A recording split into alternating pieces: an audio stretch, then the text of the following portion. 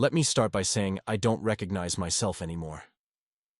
A year ago, I was Ethan Moore, the guy with the startup everyone called the next big thing, a wife who laughed at my stupid jokes like they were gospel, and a best friend, Daniel, who'd been my ride or die since we shared a dorm room. Then the investors pulled out. My company collapsed overnight, and my wife, Clara, left me for Daniel.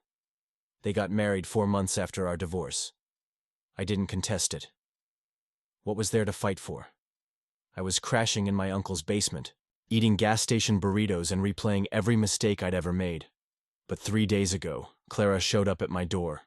Her left eye was swollen shut. Purple fingerprints circled her wrist, and nothing she said made sense. "He's not the person you remember, Ethan," she said, her voice breaking. "Daniel? The guy who whisked her off to Bali 2 weeks after our divorce? The one who bought her a Mercedes to ease the pain of my failure?" I told her to leave, slammed the door so hard the frame shook, but she stood there, her knuckles white on the railing, and said, "If you turn me away, I'll end up in a hospital, or worse." Here's the problem. I still love her. Or maybe I just love the ghost of who she was. Either way, I let her in. Clara slept on the couch that night. I didn't sleep at all. Every creak of the floorboards felt like a judgment. At 3 a.m., I crept into the living room. Moonlight cut through the blinds, striping her face. She looked smaller, fragile. Not the woman who'd stared me down in court and said, "You failed us, Ethan. You don't get to fight for me." I almost woke her. Almost asked, why now? Why me? But then I noticed her phone buzzing on the coffee table. A text lit up the screen. "Unknown number. You can't hide forever." I froze. Her arm shifted, the sleeve of her sweater slipping. More bruises. Darker. Angrier. The next morning, I made coffee. She sat at the kitchen table, her hands shaking around the mug. "I need to explain," she said. "Start with the texts," I replied. She paled. "It's not what you think." "Then what is it? Because last I checked, Daniel's the golden boy, the guy who saved you. So why are you here looking like someone used you as a punching bag?" Her eyes filled. He has debts, people he owes, dangerous people. They started coming to the house. When he couldn't pay, they took it out on me." I laughed. A bitter, jagged sound. "You expect me to believe Daniel's mixed up with criminals? The guy who cried when our goldfish died?" "You don't know him anymore," she whispered. Neither did I. That afternoon I drove to the liquor store. Not to buy anything, just to think. But as I pulled into the parking lot, I saw him. Daniel. Leaning against his black Range Rover, smiling at a woman who wasn't Clara. She was young, blonde, laughing too loud. I ducked behind a shelf inside the store, my pulse roaring. When he walked in, I held my breath. He didn't see me. Just grabbed a bottle of expensive tequila and said to the cashier, "Celebrating a new business deal. The kind that changes everything." I waited until he left, followed his car. Not sure why. Maybe to prove Clara wrong, maybe to prove myself right. He didn't go home. He drove to a warehouse on the edge of town. 2 men in suits met him at the door. Handshakes. A briefcase exchanged. One of the men looked familiar. Took me a minute to place him. A guy from the news last year. Arrested for money laundering. Acquitted on a technicality. I drove back to the basement, my hands glued to the wheel. Clara was on the couch, staring at the wall. "Who's the blonde?" I asked. She didn't flinch. "His assistant. At least that's what he calls her." "And the warehouse? The guys with the briefcase?" Finally, she looked at me. "You followed him. Answer the question." She stood, wincing as she put weight on her ankle. "Daniel's not just a businessman, Ethan. He's a liar, a thief, and if I don't disappear, he'll kill me." Now I'm sitting here typing this, wondering if I'm a fool. Clara's asleep again. There's a box under my bed. Old photos, love letters she wrote me years ago, a pregnancy test from a lifetime ago when we still believed in happily ever after. And a gun. I don't know who to trust. Not her. Not myself. But if I've learned one thing, it's this. The truth doesn't set you free. It just pulls the thread that unravels everything you thought you knew. The rain started around midnight. Clara's breathing was uneven on the couch. Like even in sleep she couldn't escape whatever haunted her. I sat at the kitchen table, staring at the gun I'd pulled from under the bed. It was my dad's old revolver, cold and heavy in my hands. I hadn't touched it in years, but now, with the shadows stretching long and Clara's bruises glowing faintly in the lamplight, it felt like the only thing that made sense. I didn't hear her wake up. One moment I was alone. The next her hand was on my shoulder. I flinched. "You shouldn't have that out," she said quietly. I didn't look at her. "Why? You think I'll use it on him?" "On yourself," she replied. That stung. I set the gun down, pushed it away. "Why do you care? You didn't stick around to watch me fall apart the first time." She sank into the chair across from me. The yellowing kitchen light washed her out, made her look like a ghost. "You think I wanted to leave? You think I didn't lie awake for months wondering if I'd made the worst mistake of my life? But you stayed. Because I thought he was safe." Her voice cracked. "Because after everything crashed, you were gone, Ethan. Not just the money. You. You stopped looking at me. Stopped fighting. Daniel was there. And he was solid. And I was so damn scared of being alone. So you traded up." She slammed her palm on the table. The gun rattled. "I traded down. And now I'm here, begging the man I destroyed to save me. How's that for karma?" The silence after that felt like a third person in the room. I finally met her eyes. "What do you want from me, Clara? You want me to play hero? To take down Daniel? I'm not that guy anymore." "Yes, you are," she said. "You're just buried under a lot of crap." The next morning, I called in sick to my job at the auto shop. Not that they'd notice. Clara hovered by the window, peering through. The blinds every 5 minutes. Paranoia had dug its claws into her. "They'll find me here," she muttered. "He has people everywhere." "Who's they?" I asked, flipping pancakes just to keep my hands busy. She didn't answer, just tugged her sleeves down over her wrists. I threw the spatula into the sink. "You can't keep doing this. Half-truths and cryptic warnings. If you want my help, you gotta tell me everything. Start with the money." Her shoulders stiffened. "What money?" "Daniel's business deals. The warehouse. The briefcase. I'm not an idiot, Clara. He's moving something illegal. Drugs? Guns?" A bitter laugh escaped her. "Worse. People." The word hung there, ugly and sharp. What the hell does that mean? She turned, her eyes glassy. "He's not just borrowing from criminals. He's partnered with them. They smuggle immigrants, women, kids, promise them jobs, visas. Then they take their passports, force them into work." "Work? You're not this naive, Ethan." The pancake batter dripped onto the stove, sizzling. I turned off the burner. "And you knew?" "Not at first. He told me it was shipping logistics. But then, I found photos on his laptop. Receipts. Names." She hugged herself. "When I confronted him, he said if I ever left, he'd make sure I disappeared like the rest of them." I wanted to vomit. Daniel. The guy who'd been my best man. Who'd held my hand at my mom's funeral. Who'd sworn he'd look out for Clara when I couldn't. "Why didn't you go to the police?" "You think I didn't try?" Her voice rose. "The first cop I talked to, he asked for a private meeting, said he'd need proof. Then he showed me a picture of my sister's kids, told me to rethink my choices. I didn't know her sister had kids. Then again, we hadn't spoken in a year. I spent the afternoon, digging, called in every favor I had left from my old life. Most people hung up, but Raj, my former CFO, agreed to meet. We sat in a diner off the highway, rain slashing the windows. Raj looked older, his hair grayer. "You're asking about Daniel?" He stirred his coffee like it owed him money. "Guy's untouchable. Got politicians in his pocket. Cops. Even some judges." "Since when?" "Since always." Raj leaned in. "You really never noticed? The way he'd magically fix problems? That lawsuit your company had, poof, gone. The zoning issues with the office, solved overnight. You thought that was luck? I hadn't. I'd thought it was Daniel being Daniel. Charming, connected, a fixer. Raj dropped his voice. He's got a ledger, black book, everyone who's on his payroll. Find that, and you've got a nuclear option. Where? No. Idea. But if your ex is living with him, maybe she's seen it. She's not living with him anymore. Raj raised an eyebrow.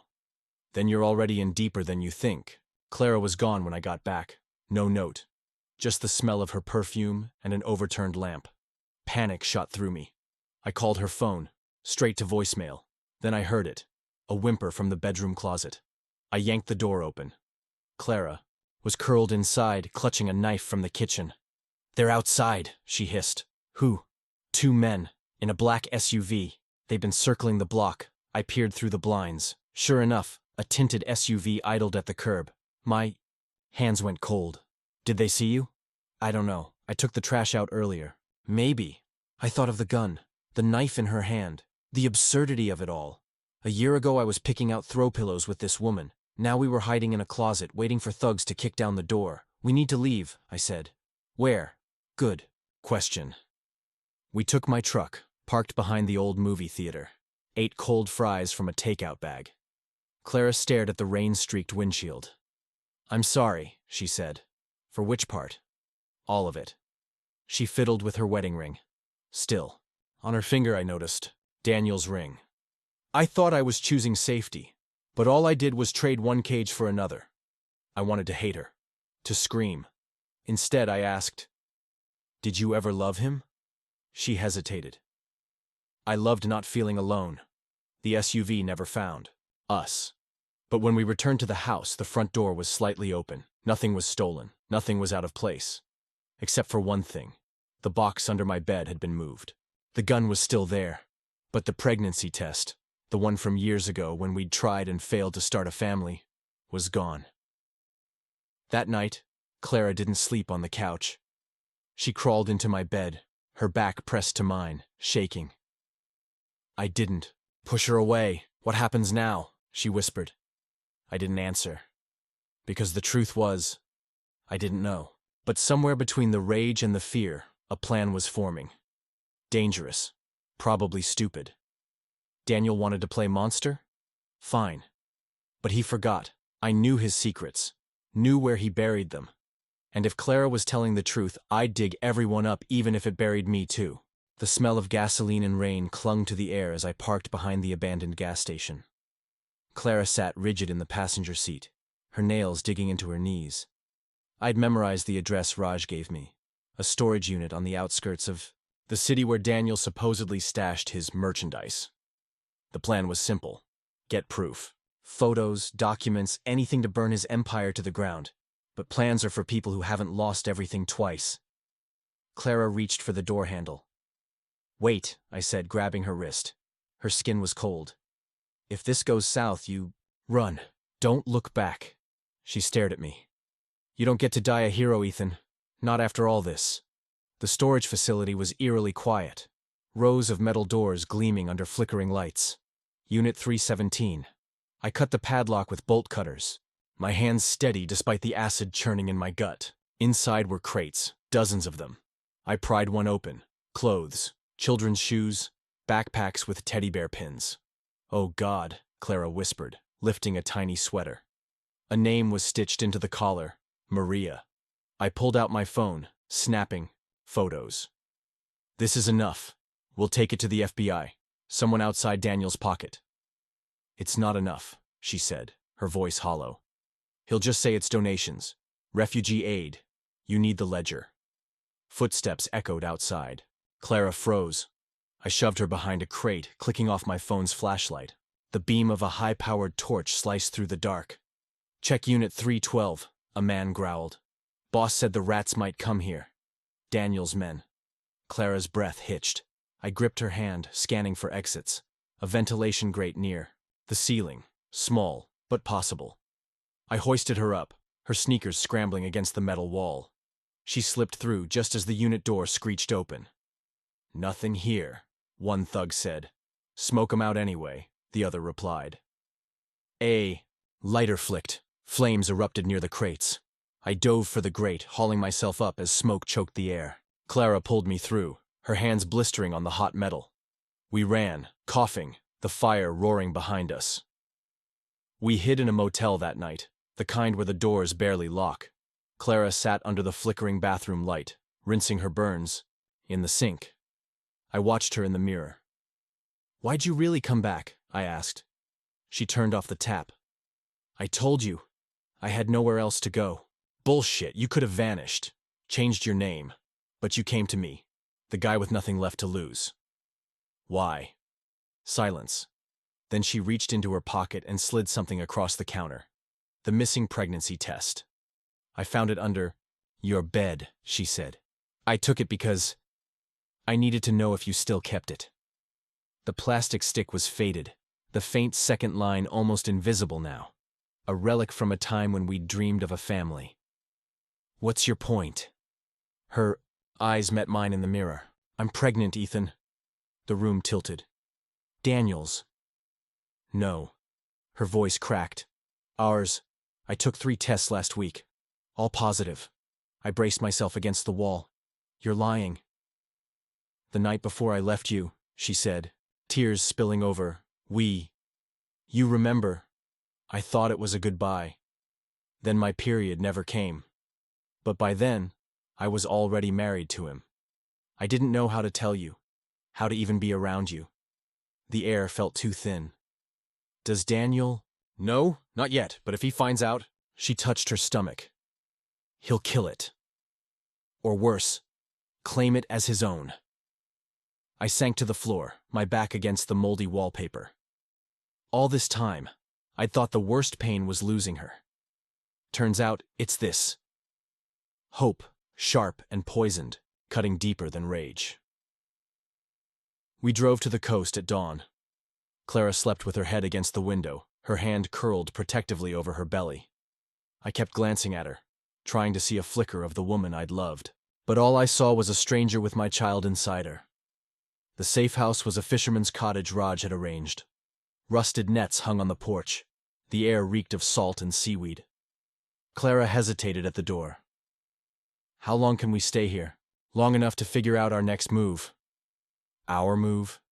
She raised an eyebrow. "You believe me now?"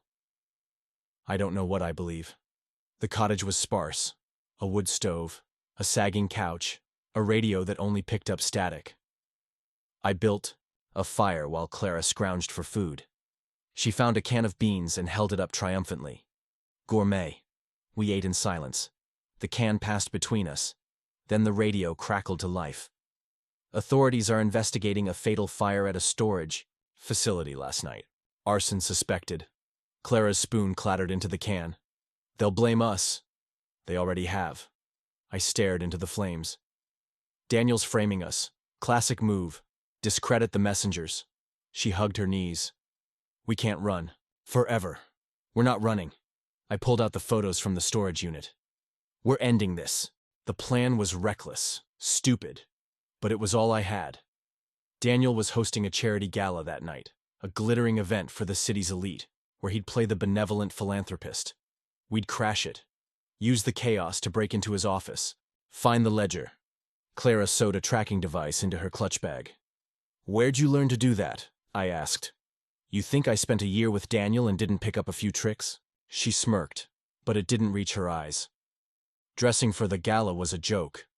My suit was 2 sizes too big, scavenged from a thrift store. Clara wore a black dress she'd found in the cottage's closet, the hem frayed. "We look like we're going to a funeral," she said. "Maybe we are." The venue was a cathedral of greed. Chandeliers, champagne towers, women in diamonds sharp enough to kill. Clara stiffened as we entered. "There he is." Daniel stood at the center of the room, arm around the blonde from the liquor store. His smile was a knife.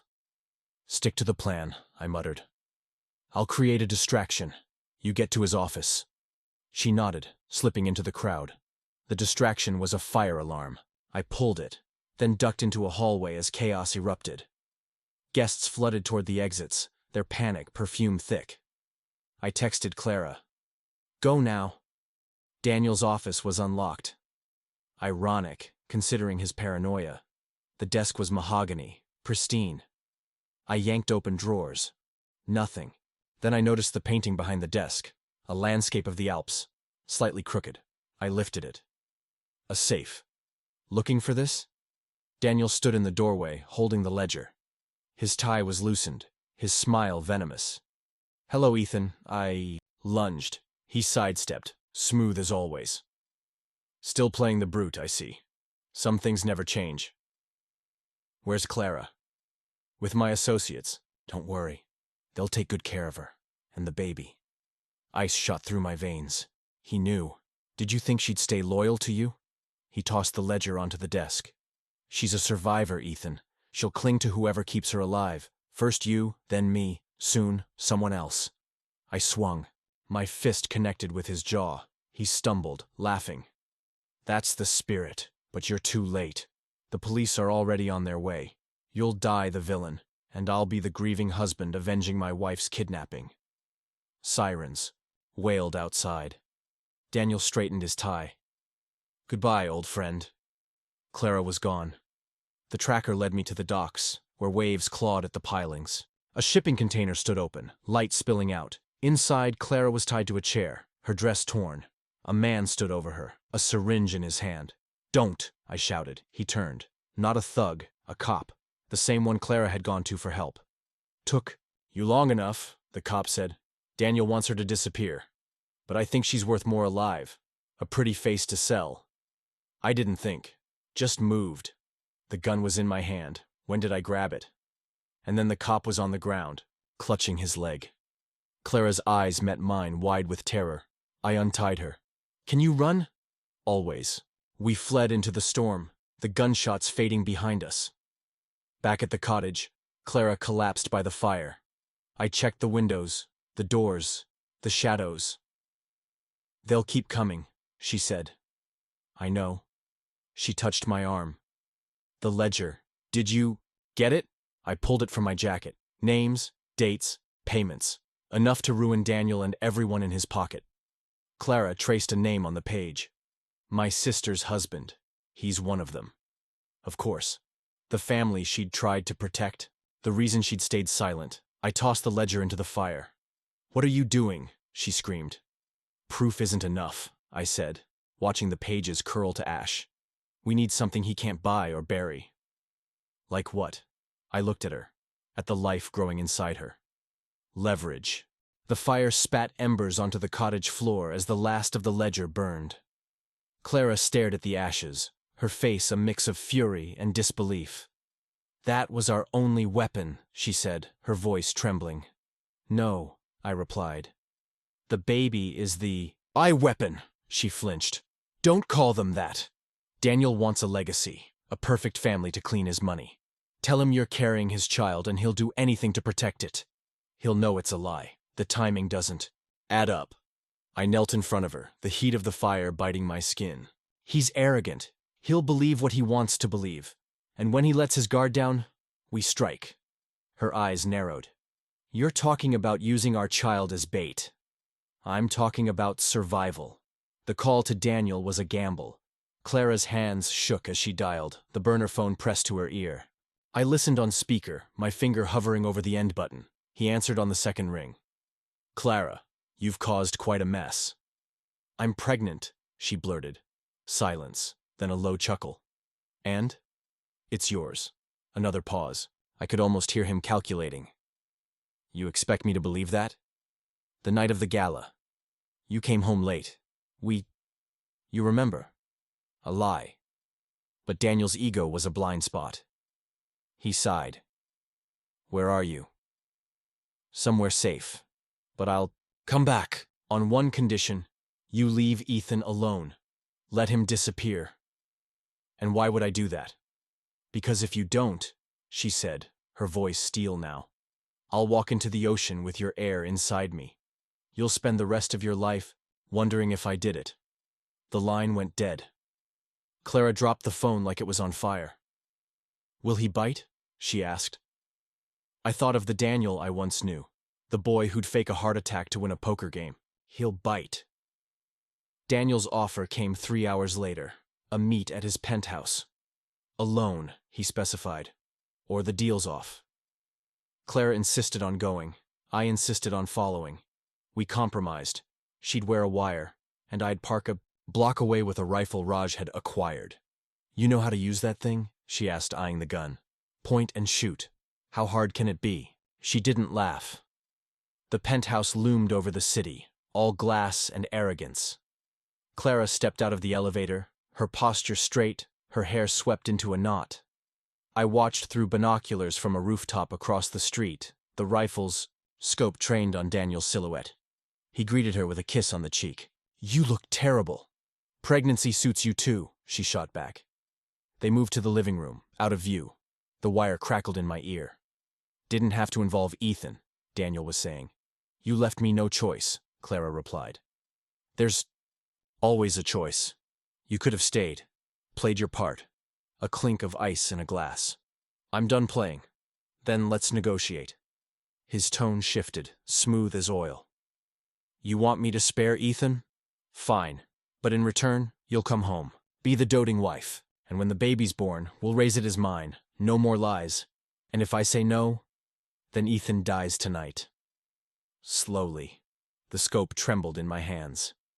I adjusted, searching for a clear shot. Clara's voice softened. I need to see the doctor first, to confirm everything's okay.